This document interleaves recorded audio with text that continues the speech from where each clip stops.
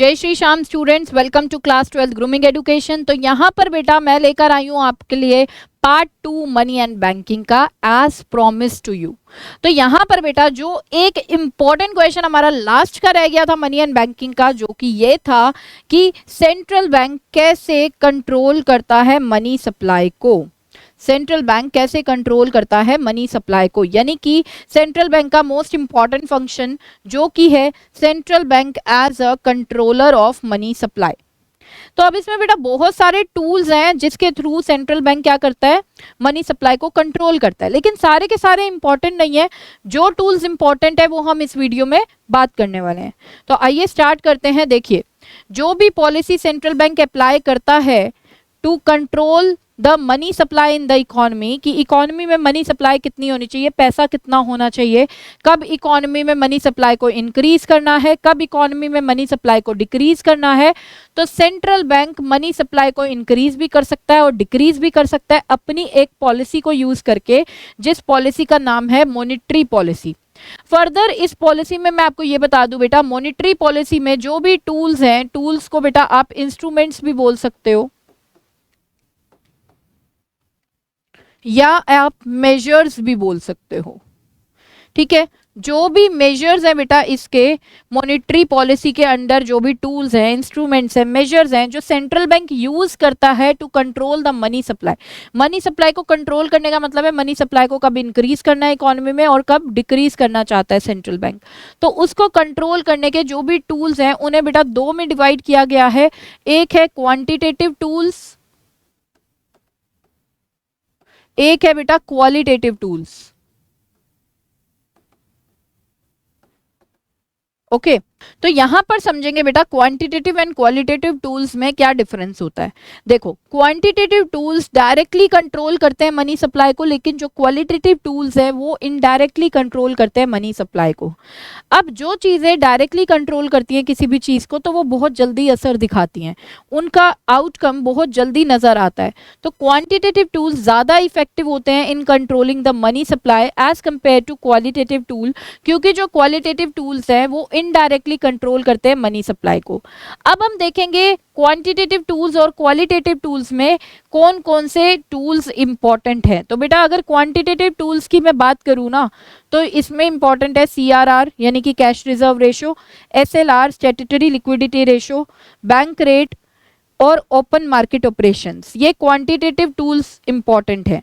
ठीक है, यहाँ पर बेटा जो भी बच्चे हमारी ये वीडियो देख रहे हैं, मैं उन्हें बता दूं कि हम इस चैप्टर का मनी एंड बैंकिंग का पार्ट 1 अपलोड कर चुके हैं। तो बेटा पार्ट 2 देखने से पहले ना आप पार्ट 1 पहले देखिएगा, क्योंकि बहुत सी चीजें इंटरलिंक्ड हैं। ठीक है, तो पहले पार्ट 1 देखिए। अगर आपने पार्ट 1 अभी नहीं देखा है तो हमने बेटा डिस्क्रिप्शन में लिंक दे रखा है, तो उस लिंक से आप पहले पार्ट 1 को देख कर आइए और फिर हमारी इस पार्ट 2 को आप देखिए। चलिए, तो यहाँ पर क्वांटिटेटिव टूल्स में ये चार चीजें इंपॉर्टेंट है, CRR, SLR, bank rate and open market operation, जो वन बाय वन हम स्टडी करेंगे। नेक्स्ट बेटा क्वालिटेटिव टूल्स। क्वालिटेटिव टूल्स में इंपॉर्टेंट है मार्जिन रिक्वायरमेंट। अब पहले मैं आपको ये बता दूं क्वेश्चन किस तरीके का आता है। देखिए, पूरा का पूरा क्वेश्चन ऐसे नहीं आएगा, explain central bank as a controller of money supply. Never, कभी भी आज तक ऐसा क्वेश्चन नहीं पूछा गया, ऐसा नहीं आएगा। तो क्वेश्चन कुछ इस तरीके के आने वाले हैं बेटा। यहाँ पे explain CRR as a controller measure, as a control measure of money supply। ठीक है, कि मतलब CRR से मनी सप्लाई को कैसे कंट्रोल किया जाता है। या यहाँ पे आपसे पूछ लिया जाएगा SLR, है ना, या यहाँ पर आपसे पूछ लिया जाएगा बैंक रेट। तो कुछ इस तरीके के क्वेश्चन बनते हैं, या इस तरीके का क्वेश्चन बन जाएगा how margin requirement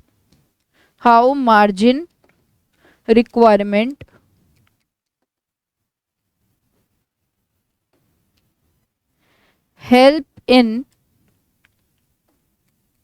controlling the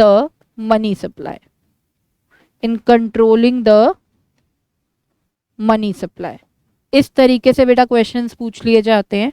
ठीक है, तो यहाँ पर एक टूल 3 मार्क्स का पूछा जाता है। तो अगर 2 टूल्स पूछ लिए, हो सकता है एक ही क्वेश्चन में 2 टूल्स पूछ लिए जाएं, जो कि एक 6 मार्क क्वेश्चन भी बन सकता है।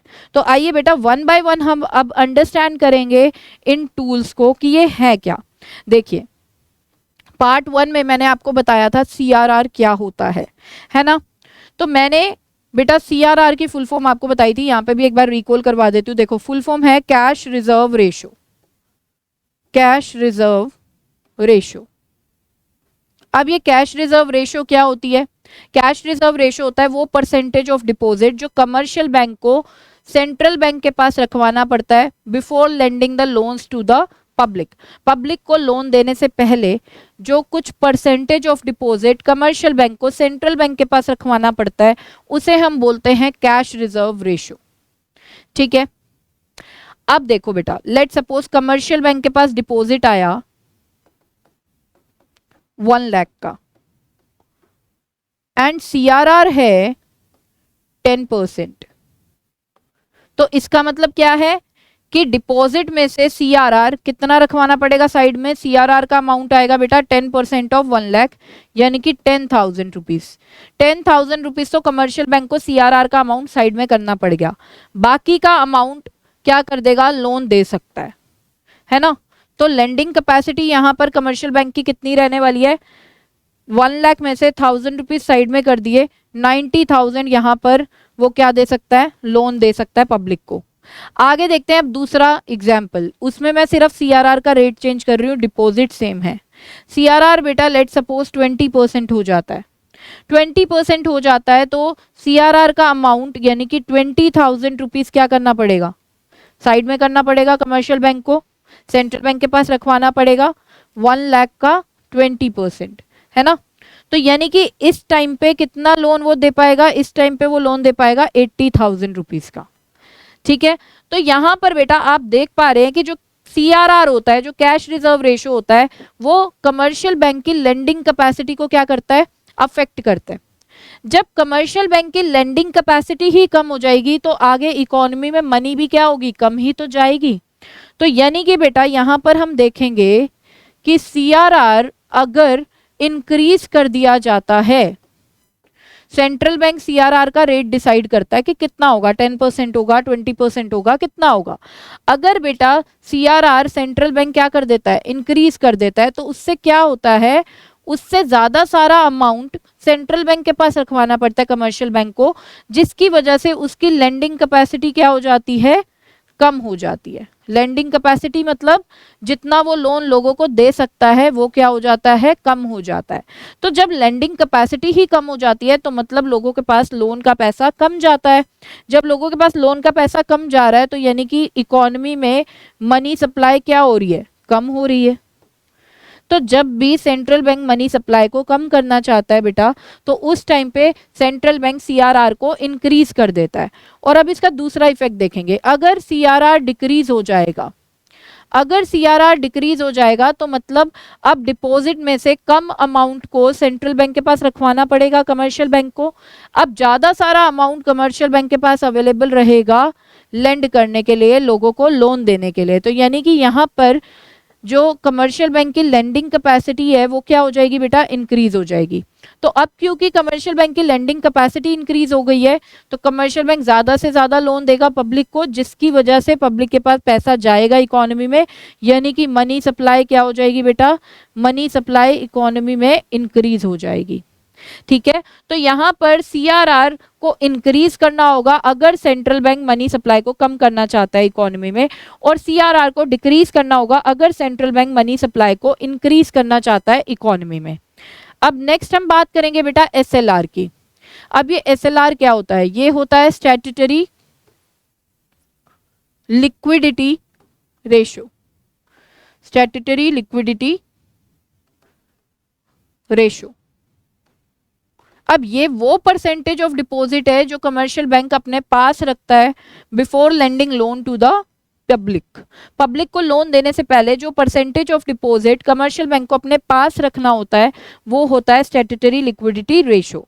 ठीक है, लेट सपोज बेटा डिपॉजिट है 1 लाख के और अभी SLR का रेट है 10%, तो यानी कि SLR का कितना अमाउंट साइड में रखना पड़ेगा कमर्शियल बैंक को अपने पास?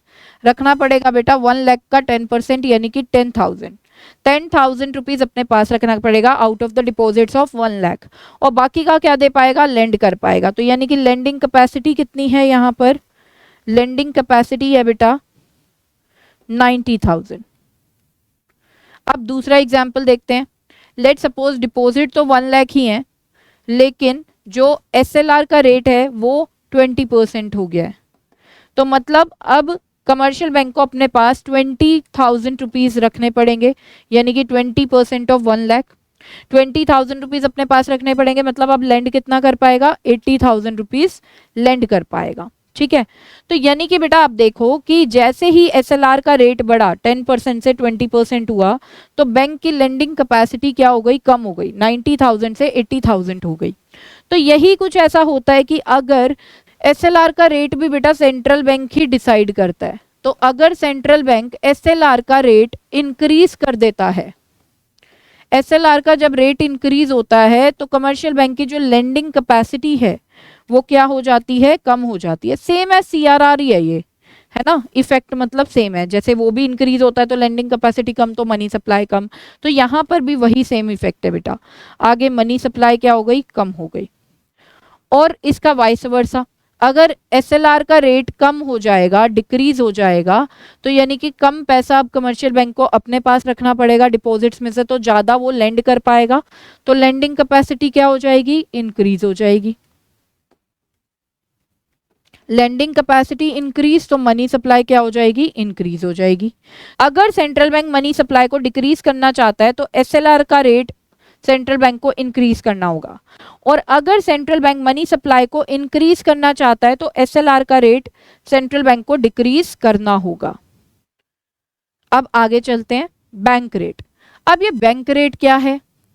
देखो बेटा, जब कमर्शियल बैंक को लोन की जरूरत पड़ती है तो कमर्शियल बैंक किससे लोन लेता है? कमर्शियल बैंक लोन लेता है सेंट्रल बैंक से। अब मैम क्या सेंट्रल बैंक कुछ रेट ऑफ इंटरेस्ट चार्ज करता है कमर्शियल बैंक को लोन देने के लिए? यस बेटा, डेफिनेटली चार्ज करता है। देखो सेंट्रल बैंक दो टाइप के रेट ऑफ इंटरेस्ट चार्ज करता है, ROI means rate of interest. एक होता है बेटा बैंक रेट, एक होता है रेपो रेट।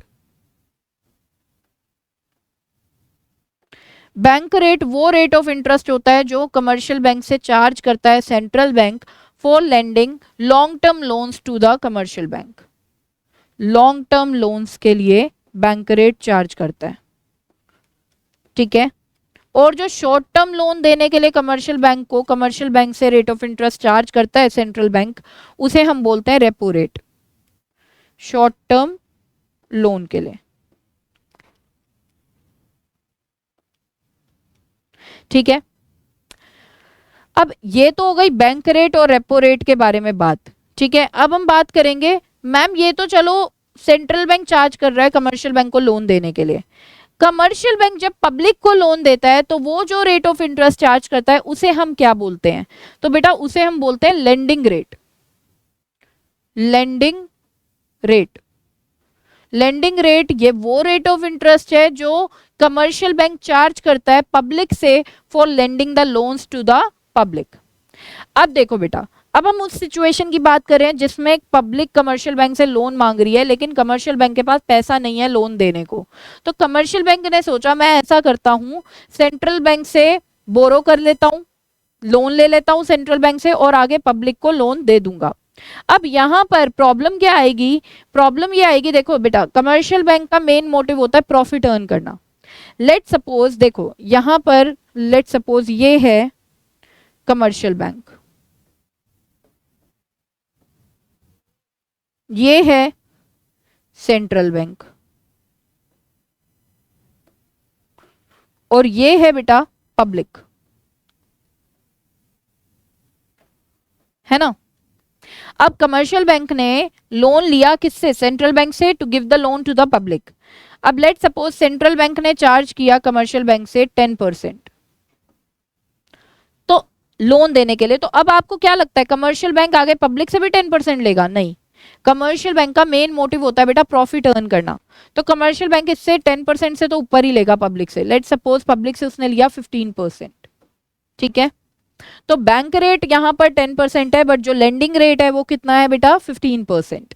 आगे अगर अब दूसरी सिचुएशन देखते हैं, अगर बेटा सेंट्रल बैंक ने कमर्शियल बैंक को लोन दिया 20% पे, तो आगे कमर्शियल बैंक पब्लिक को लोन कितना देगा 30% पे, है ना। तो आप देख रहे हो अगर central bank reasonable commercial bank से रेट ऑफ इंटरेस्ट चार्ज करता है, तो आगे कमर्शियल बैंक भी reasonable rate of interest public से चार्ज करेगा। अगर सेंट्रल बैंक ही कम चार्ज करेगा कमर्शियल बैंक से रेट ऑफ इंटरेस्ट, तो आगे कमर्शियल बैंक भी पब्लिक को नॉमिनल रेट ऑफ इंटरेस्ट पे लोन दे पाएगा।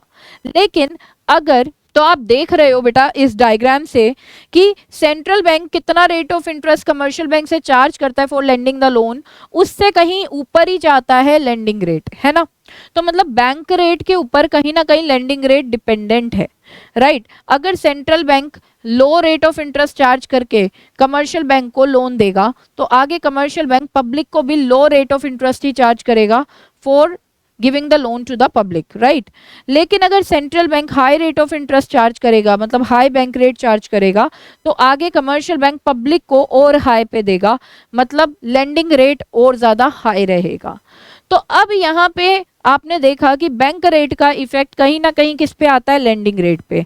अब बात करेंगे इससे मनी सप्लाई कैसे कंट्रोल होती है बैंक रेट से, तो देखते हैं बेटा। देखिए जब सेंट्रल बैंक बैंक रेट को इंक्रीज कर देता है, तो उससे क्या होगा, लेंडिंग रेट और ज्यादा इंक्रीज हो जाएगा। Lending rate increases. जब लेंडिंग रेट बहुत ज्यादा हाई होता है बेटा, तो अपने आप जो बोरोवर्स होते हैं, मतलब जो लोन मांग रहे होते हैं, वो पीछे हट जाते हैं कि हमें लोन नहीं चाहिए इतने हाई रेट ऑफ इंटरेस्ट पे, लोन इस टाइम क्या मिल रहा है, कॉस्टली मिल रहा है। तो यहां पर बेटा बोरोवर्स यानी कि जो लोन मांग रहे थे, बोरोवर्स अपने आप डिस्करेज हो जाएंगे टू टेक द लोन। तो जब लोग लोन लेंगे ही नहीं, तो पैसा कैसे जाएगा इकोनॉमी में, है ना। तो मनी सप्लाई क्या हो जाएगी, कम हो जाएगी, क्योंकि पैसा ही नहीं जाएगा इकोनॉमी में, क्योंकि लोग लोन लेने को तैयार ही नहीं है। अब दूसरी चीज देखते हैं, अगर बैंक रेट बेटा डिक्रीज हो जाता है, तो लेंडिंग रेट भी क्या हो जाएगा, डिक्रीज हो जाएगा। जब लेंडिंग रेट डिक्रीज होता है ना, तो बोरोवर्स काफी एक्टिव हो जाते हैं टू टेक द लोन, क्योंकि काफी लो रेट ऑफ इंटरेस्ट पे लोन उन्हें मिल रहा है ना। तो बोरोवर्स एनकरेज हो जाते हैं to take the loan. Borrowers encourage to take the loan, ठीक है। तो उस टाइम पे क्या होता है, मनी सप्लाई इंक्रीज हो जाती है इकोनॉमी में, क्योंकि बहुत सारे लोग लोन मांगते हैं, तो कमर्शियल बैंक लोन दे भी देता है, ठीक है। तो यहाँ पर इस तरीके से बेटा बैंक रेट कंट्रोल करता है मनी सप्लाई को। यानी कि हमने क्या देखा, अगर सेंट्रल बैंक मनी सप्लाई को कम करना चाहता है इकोनॉमी में, तो सेंट्रल बैंक बैंक रेट को क्या कर देगा, इंक्रीज कर देगा। और अगर सेंट्रल बैंक मनी सप्लाई को इंक्रीज करना चाहता है इकोनॉमी में, तो बैंक रेट को सेंट्रल बैंक क्या करेगा, डिक्रीज कर देगा, ठीक है। तो कुछ ऐसा। तो इन शॉर्ट अभी आपने तीनों का अगर मैं बोलूं तो क्या देखा, CRR, SLR और बैंक रेट। तो आपने यही देखा बेटा, अगर मनी सप्लाई कम करनी है सेंट्रल बैंक को, मनी सप्लाई को कम करना है, तो उस टाइम पे सेंट्रल बैंक इन तीनों चीजों को क्या करेगा, इंक्रीज करेगा। और अगर मनी सप्लाई इंक्रीज करनी है सेंट्रल बैंक को इकोनॉमी में, तो इन तीनों चीजों को सेंट्रल बैंक क्या करता है, डिक्रीज करता है, राइट। अब बेटा रेपो रेट का क्या इफेक्ट होगा, रेपो रेट का भी यही सेम इफेक्ट होने वाला है जो बैंक रेट का है, ठीक है। चलिए आगे चलते हैं। आगे अब हम बात करेंगे बेटा ओपन मार्केट ऑपरेशंस की। अब जैसे कि हम जानते हैं कि गवर्नमेंट का बैंक कौन है, सेंट्रल बैंक है। जब भी गवर्नमेंट के कोई बॉन्ड्स इशू होते हैं या शेयर्स इशू होते हैं, तो वो सेंट्रल बैंक करता है on the behalf of government. अब देखिए, जब सेंट्रल बैंक ये चाहता है कि लोगों के पास पैसा कम हो जाए, मनी सप्लाई यानी कि क्या हो जाए, इकोनॉमी में कम हो जाए, तो सेंट्रल बैंक क्या करता है, सेंट्रल बैंक इशू कर देता है गवर्नमेंट सिक्योरिटीज को, गवर्नमेंट की सिक्योरिटीज को इशू कर देता है लोगों के बीच में। गवर्नमेंट सिक्योरिटीज इशू करने का क्या मतलब है कि गवर्नमेंट के शेयर्स इशू कर दिए ओपन मार्केट में, गवर्नमेंट के बॉन्ड्स इशू कर दिए, गवर्नमेंट के डिबेंचर्स इशू कर दिए ओपन मार्केट में। तो क्या होगा, तो इससे ये होगा बेटा कि गवर्नमेंट सिक्योरिटीज में पैसा लगाएंगे लोग, गवर्नमेंट सिक्योरिटीज खरीदने के लिए लोग पैसा देंगे, तो अब पैसा किसके पास आ जाएगा, सेंट्रल बैंक के पास आ जाएगा लोगों से। तो लोगों के पास पैसा क्या हो गया, कम हो गया। तो cash with public will decrease, है ना, क्योंकि बेटा पब्लिक पैसा लगा रही है इन गवर्नमेंट सिक्योरिटीज को खरीदने में। पब्लिक के पास गवर्नमेंट सिक्योरिटीज चली गई, लेकिन पब्लिक से पैसा सेंट्रल बैंक की तरफ चला गया, गवर्नमेंट की तरफ चला गया। तो ये होता है इशू करना गवर्नमेंट सिक्योरिटी। तो गवर्नमेंट सिक्योरिटी को इशू करने से मनी सप्लाई कम हो जाती है। अब दूसरी बात, जब मनी सप्लाई इंक्रीज करनी है तो सेंट्रल बैंक क्या करेगा, तो बेटा सेंट्रल बैंक जो मतलब लोगों के पास अभी गवर्नमेंट की सिक्योरिटीज हैं, गवर्नमेंट के शेयर्स हैं, बॉन्ड्स हैं, डिबेंचर्स हैं, तो वो खरीदना शुरू कर देगा पब्लिक से on the behalf of government. Government के बिहाफ पे क्या किया जाएगा, परचेज की जाएंगी गवर्नमेंट की सिक्योरिटीज जो लोगों के पास हैं, गवर्नमेंट सिक्योरिटीज फ्रॉम पब्लिक।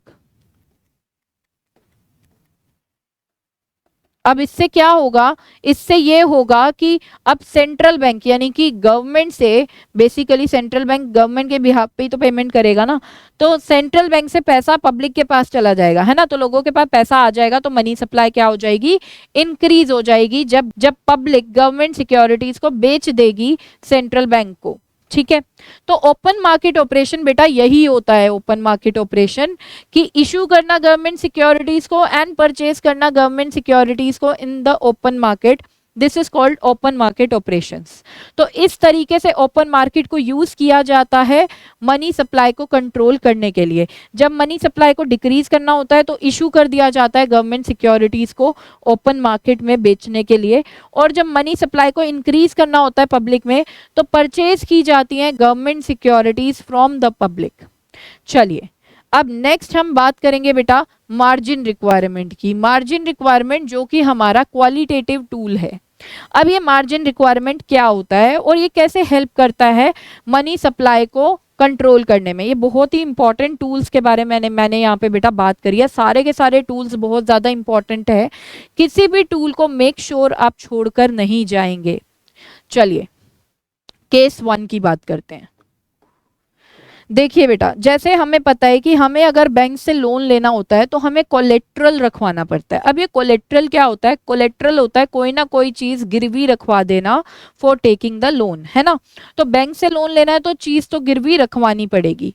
तो लेट सपोज आरबीआई का रूल है, सेंट्रल बैंक का भी रूल है कि अगर आपको लोन लेना है 1 लाख रुपीस का तो कम से कम आपको एसेट जो मोर्टगेज करानी पड़ेगी उसकी वैल्यू होनी चाहिए 1.5 लाख।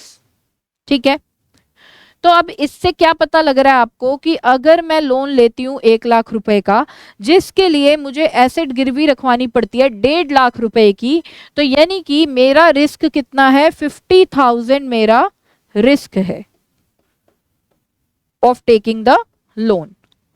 अब दूसरी बात करते हैं दूसरे केस की। अब यहां पर क्या बोला सेंट्रल बैंक ने कि अगर आपको लोन लेना है 1 लाख रुपीस का तो आपको एसेट मोर्टगेज करनी पड़ेगी कम से कम 3 लाख रुपीस की। ठीक है, 3 लाख की एसेट आपको मोर्टगेज करनी पड़ेगी।